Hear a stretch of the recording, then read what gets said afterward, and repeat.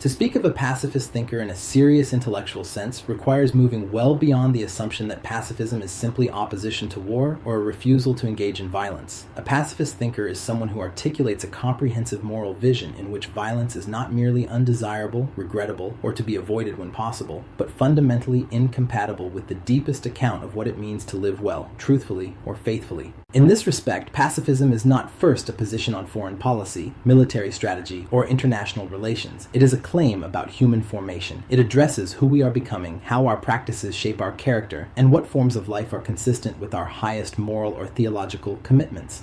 A pacifist thinker therefore operates at the level of moral anthropology and communal identity, not simply at the level of political judgment. Pacifism beyond political idealism.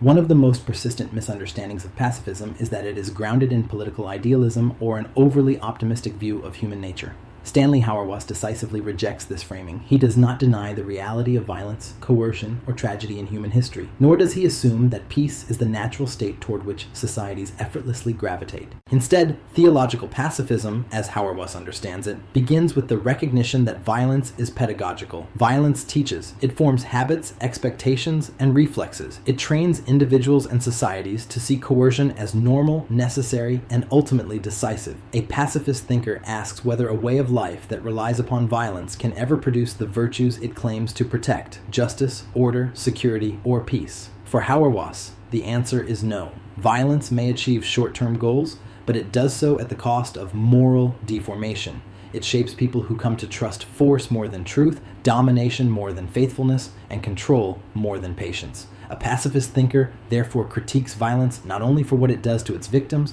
but for what it does to those who authorize, justify, and practice it. Discipleship as the ground of pacifism.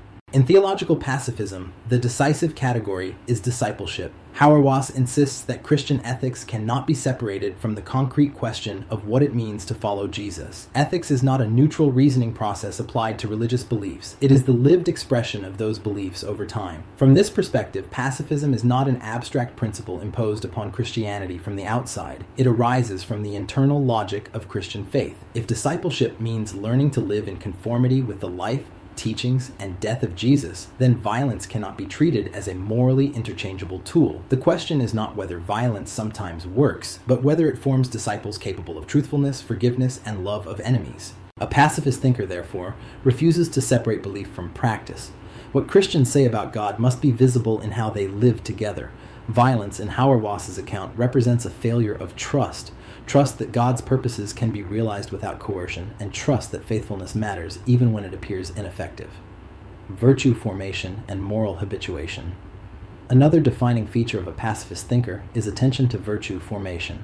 Hauerwas draws heavily on virtue ethics, arguing that moral life is less about isolated decisions and more about the slow formation of character. People do not suddenly become violent or peaceful in moments of crisis. They respond out of habits that have been cultivated over years. Pacifism, then, is not sustained by heroic resolve alone. It requires practices that train patience, restraint, humility, and courage. Worship, confession, reconciliation, and communal accountability are not peripheral religious activities. They are the means by which a nonviolent way of life becomes possible.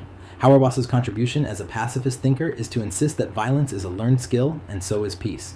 Societies invest enormous resources in teaching people how to kill efficiently and without hesitation. The church, he argues, must be equally intentional in teaching people how to live without violence, even when doing so is costly. Communal identity and the church's moral character. Perhaps Hauerwas's most distinctive move is to locate pacifism, not primarily in individual conscience, but in communal identity. The church is not simply a collection of moral decision-makers who occasionally consult religious teachings. It is a community whose very existence is meant to witness to an alternative way of being in the world. For Hauerwas, the pacifist thinker asks a different kind of question than most ethical theorists. Instead of asking, when is violence justified?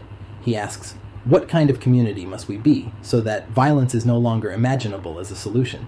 This shifts the focus from ethical exceptions to moral integrity. Pacifism, in this sense, is ecclesial before it is political. It concerns whether the church understands itself as a body formed by the cross, or as a chaplain to the powers that wield the sword. Hauerwas argues that when the church adopts the language of necessity and realism to justify violence, it loses confidence in its own vocation. Reframing the pacifist thinker. Stanley Hauerwas stands as one of the most influential contemporary pacifist thinkers precisely because he reframes the entire discussion. He does not defend pacifism by arguing that it will reduce war, stabilize global politics, or guarantee security. Those may or may not happen. Instead, he insists that the truth of pacifism lies in faithfulness, not effectiveness.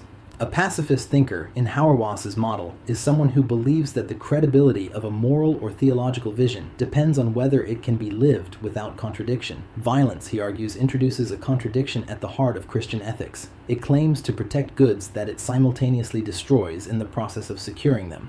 In redefining pacifism this way, Hauerwas relocates the debate. Pacifism is no longer a marginal or idealistic option within Christian ethics. It becomes a test case for whether the church believes what it professes about God, redemption, and the meaning of discipleship. In this sense, to call Hauerwas a pacifist thinker is not simply to say that he opposes war. It is to say that he has reimagined pacifism as a comprehensive account of moral formation, communal identity, and faithful witness, one that challenges not only how Christians think about violence, but how they understand themselves.